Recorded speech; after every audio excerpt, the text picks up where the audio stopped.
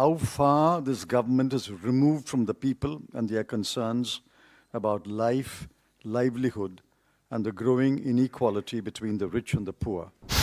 Mercifully, she has mentioned the word poor twice in her speech. 51,780 crore to 46,502 crore. This is shocking. Umbrella scheme for development of scheduled caste, 8,710 crore to 7,722 crore.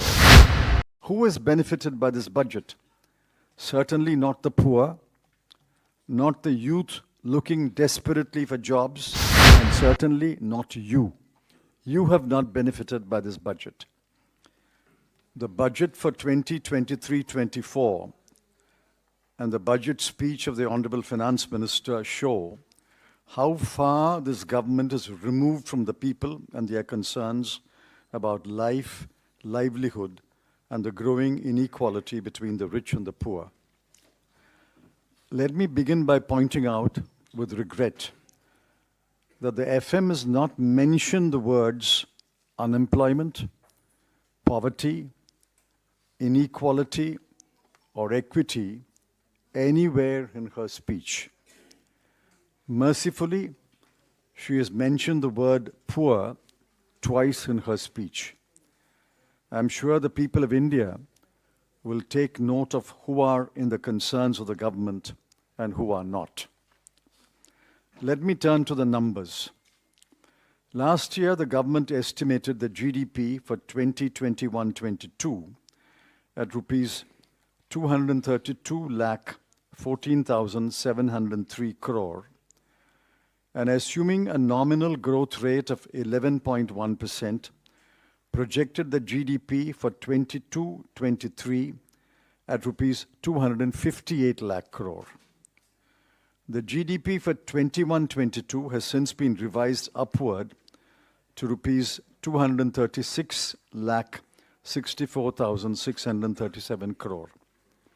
In today's budget papers, the GDP for 22-23 has been estimated at rupees 273 7 lakhs 751 crore, which yields a growth rate of 15.4%, much above the earlier estimate. Given these impressive numbers, real GDP ought to have grown in double digits. Yet the FM and the Economic Survey put the GDP growth at only 7% this year. Will the government explain? The claim of real GDP growth is on the face of lower capital expenditure. Please see the following numbers. In the current year, the BE and RE numbers, capital expenditure was budgeted at 7,50,246 crore. Revised estimate is lower at 7,28,274 crore. Grants for creation of capital assets was estimated at 3,17,643 crore. Revised is 3,25,588 crore. The effective capital expenditure was estimated at 10,67,889 crore, but revised downwards to 10,53,862 crore. Please note that both capital expenditure of the central government and the effective capital expenditure are lower than the budget estimates. So what drove growth in 22-23? We know that private investment is down, exports are down, and private consumption is stagnant. So how does the government explain the 7% growth in the current year? Besides, in 22-23, the growth rates in Q1 and Q2 have been estimated at 13.5% and 6.3% respectively. So we already have 9.9% growth in the first half of the year.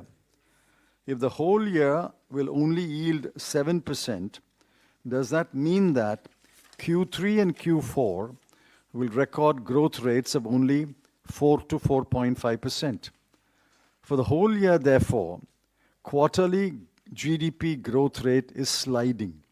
13.5, down to 6.3, down to 4.2, and then eventually down to 4.0. There are other numbers which are disconcerting.